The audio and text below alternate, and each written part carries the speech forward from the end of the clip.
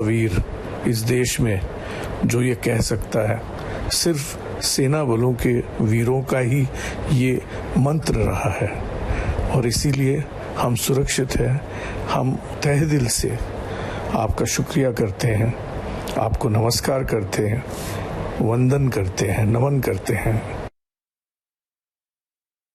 आप सुन रहे हैं विविध भारती राष्ट्रीय सेवा देश की सुरीली धड़कन। प्रस्तुत है कार्यक्रम हेलो सहेली। आप सुन रहे हैं विविध भारती राष्ट्रीय सेवा देश की सुरीली धड़कन हेलो सहेली कार्यक्रम की।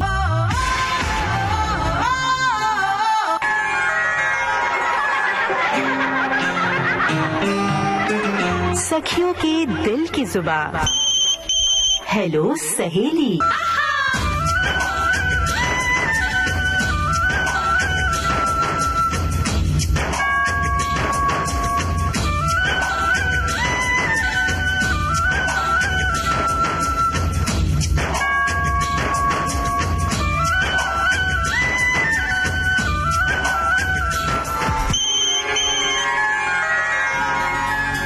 नमस्ते दोस्तों, आ गई हूँ मैं आपकी रेडियो सखी ममता सिंह लेकर आज का हेलो सहेली कार्यक्रम।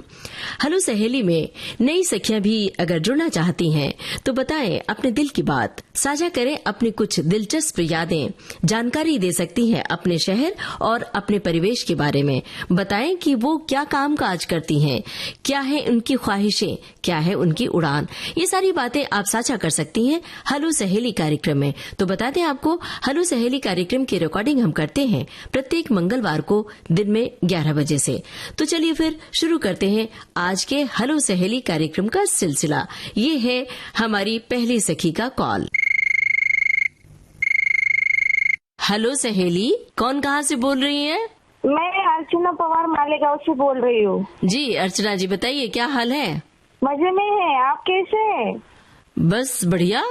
अपने बारे में बताइए, क्या कर रही हैं? मैं हाउसवाइफ हूँ। अच्छा, घर में जब फुर्सत मिलती है घर के कामकाज से तो क्या करती हैं? फुर्सत नहीं, सुबह से तो चालू रहता है विविध भारती। ओह, इतनी बिजी रहती हैं? ओह, विविध भारती खिड़की में रख के चालू करके रख देती हूँ, अपना काम करती हूँ। अच्छा, विविध भारती दिन भर चलती रहती है और आप साथ में काम करती रहती हैं? हाँ जी, हाँ जी। वैसे भी घर में बहुत सारे काम होते हैं, निपटाने के लिए काम खत्म ही नहीं होते हैं। तो बताइए कुछ खास क्या बनाती हैं? मैं पूरन पूरी बनाती हूँ। अरे वाह वाह वाह, क्या बात है भाई। पूरन पोली तो सबको बहुत ही पसंद आ जाता है और मिठास भी है और आपकी बात में भी, आपकी आवाज में भी मिठास है। सुनिए ना। हाँ सुनाइए। अरे मैं बहुत साल से विविध भारती सुनती हूँ, लेकिन आज पहली बार लग गया फोन। वैसे मैंने ट्राई नहीं किया था, लेकिन आज ट्राई किया तो आज ही लग गया मेरा फोन। क्या बात है भाई, आप बहुत लकी हैं, क्योंकि अमूमन हमसे यही लोग कहते हैं कि हमने तो फोन लगाया, फोन लगता ही नहीं। तो आप बहुत लकी हैं। और ये जो आपने कहा कि विविध भारती बहुत सालों से सुन रही है, तकरीबन कितने साल से सुन रही हैं? मेरी शादी को 30 साल हुए, तब से सुन रही हूँ मैं। अरे वाह, 30 साल हो गए, बढ़िया, बहुत बधाई। और तो 30 साल में अपने हस्बैंड से कितनी बार झगड़ा की, कितनी बार रूठ के मायके गई और कितनी बार आपके हस्बैंड रूठे, बताइए। नहीं वैसा कुछ नहीं हुआ। मुझे मायके में जाना अच्छा ही नहीं लगता, मतलब उधर जैसा ही नहीं। अरे रे, आपके मायके वाले सुनेंगे तो नाराज नहीं होंगे? आपके भाई बहन, माता पिता? हाँ? और बच्चे भी है ना 3। हाँ, अच्छा। हाँ, तो उनमें बिजी रहती हूँ। फुर्सत ही नहीं है मायके वालों को याद करने की। हाँ, लेकिन ये बताइए कि 30 साल में कहीं एक आध बार तो झगड़ा हुआ होगा आपके पति से कि नहीं? नहीं, मैं तुरंत समझौता कर लेती हूँ, क्योंकि उसमें कुछ टाइम वेस्ट हो जाता है ना। अच्छा बताइए हमें, घर में सुबह की चाय कौन बनाता है, आप कि आपके हस्बैंड? मैं ही बनाती हूँ। मेरे हाथ की चाय उनको अच्छी लगती है। अच्छा, तो एक आध दिन उनसे कहिए ना कि आपके हाथ की चाय मुझे पीनी है, फिर देखिए क्या होता है। मेरा नाम मत बताइएगा कि मैंने कहा। हाँ जी, पियेंगे ही नहीं, आप इतने अच्छी बनाते हो। वैसे पति पत्नी जो दाम्पत्य जीवन का सार है वो यही है कि छोटी मोटी बातों को नजरअंदाज करके और आप छोटे मोटे समझौते भी कर ले तो लंबे समय तक दाम्पत्य खुशहाल रहता है ना। बहरहाल बताइए कौन सा गाना सुनना चाहती हैं? मैं गाना लिखती हूँ, आप जब विविध भारती पे बजाते हैं ना तब तो साथ में मेरा गाना लिख के हो जाता है। अरे वाह, क्या बात है। कितने गाने लिखे हैं आपने? मेरी 3-4 नोटबुक भरी हुई है। ओहो हो, तब तो आपसे मुझे मिलना पड़ेगा, आपकी नोटबुक देखनी पड़ेगी। जरूर जरूर आइए आप, आपका स्वागत है। पूरन पोली खिलाएंगी? ठीक, पक्का वादा है। पक्का वादा है, ठीक है। अब जल्दी से बताइए गाना, तो हम आपका पसंदीदा गाना लेकर आते हैं आपके रेडियो सेट तक। बताइए कौन सा गाना? मैं तो भूल चली बाबुल का देश। अब हम आपका शुक्रिया अदा करते हैं और पूरी करते हैं आपकी फरमाइश। सुनिए अपनी पसंद।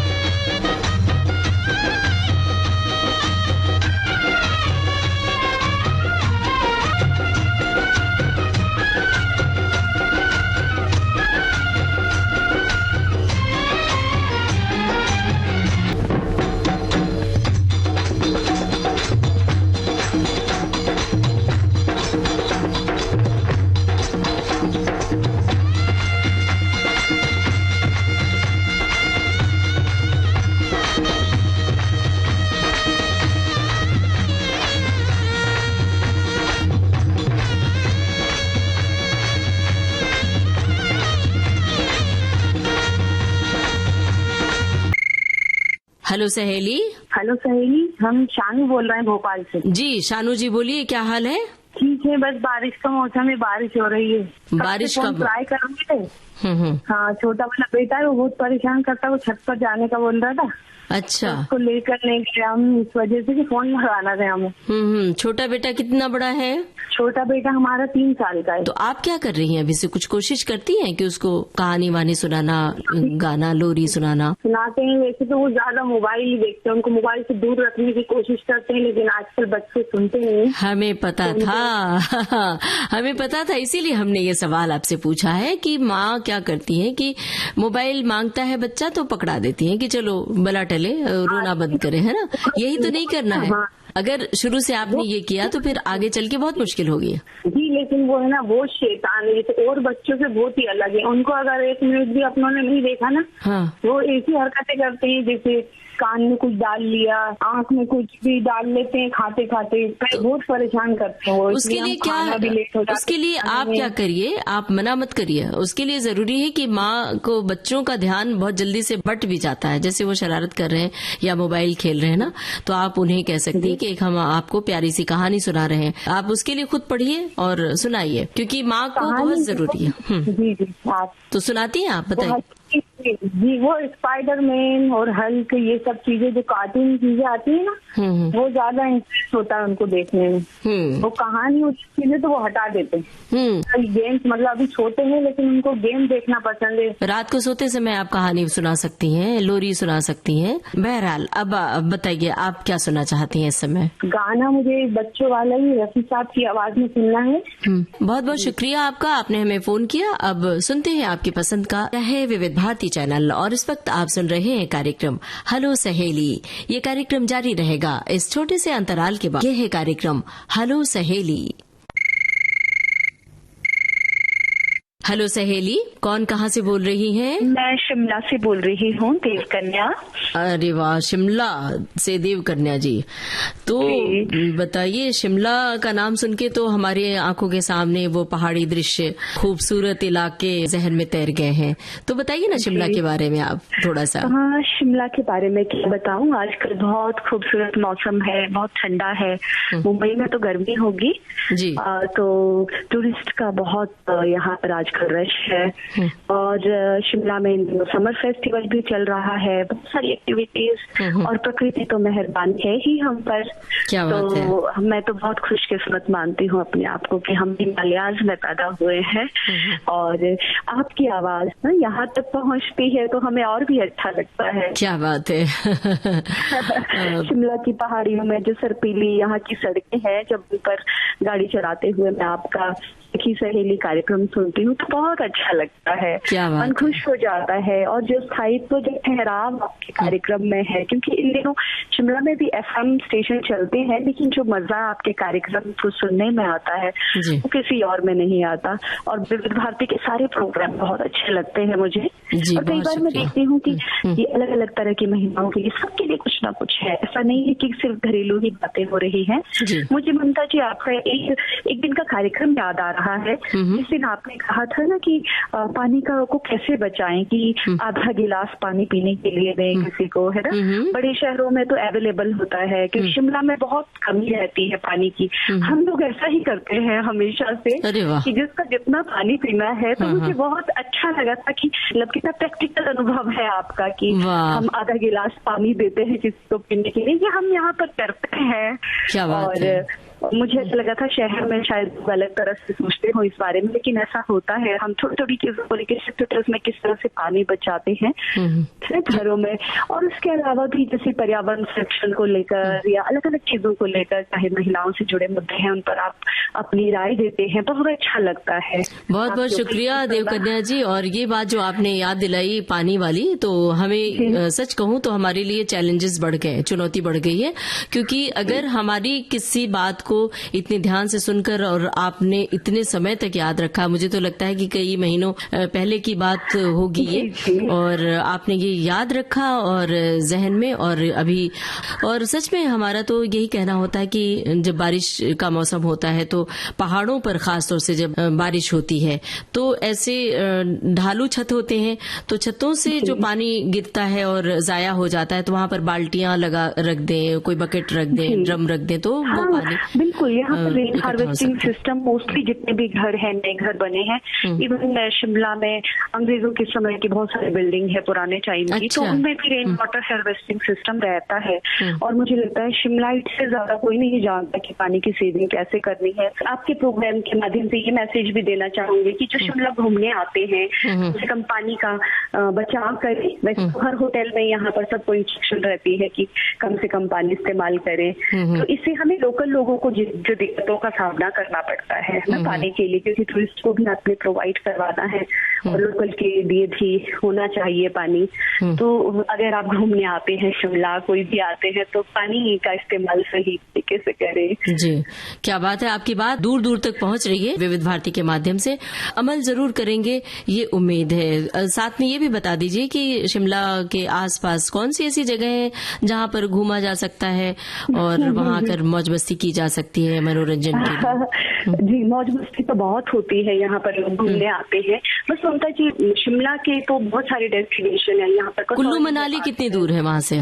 कुल्लू मनाली यहाँ से 250 किलोमीटर है। अच्छा। लेकिन जो जर्नी है बाय रोड 7 to 8 hours, क्योंकि प्लेन में तो जल्दी पहुँच जाते हैं 250 किलोमीटर हो, क्योंकि पहाड़ी रास्ते हैं तो थोड़ा समय ज्यादा लगता है। तो हमारे यहाँ पर लोग एडवेंचर स्पोर्ट भी करते हैं ज्यादातर कुल्लू मनाली में, जैसे पैराग्लाइडिंग करते हैं लोग, शिमला में भी करते हैं, और उसके बाद रिवर राफ्टिंग भी करते हैं। तो एडवेंचर एक्टिविटीज बहुत सारी है यहाँ पर करने के लिए।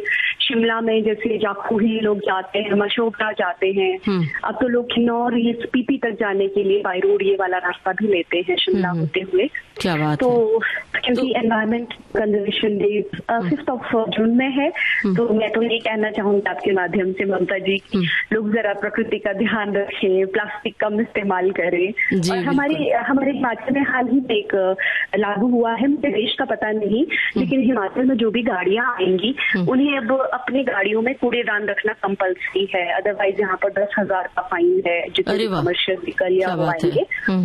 तो हम लोगों ने भी अपनी गाड़ियों में, हाल ही में ये अनाउंसमेंट हुआ था, नोटिफिकेशन हुआ था हिमाचल में, तो हमने अपनी गाड़ियों में डस्टबिन रख दिए हैं। बढ़िया, ये तो बहुत जरूरी जानकारी आपने दी है और जितने भी श्रोता सुन रहे हैं इसका ख्याल रखेंगे। जरा देवकन्या जी अपने बारे में बताइए, आपका क्या कामकाज है?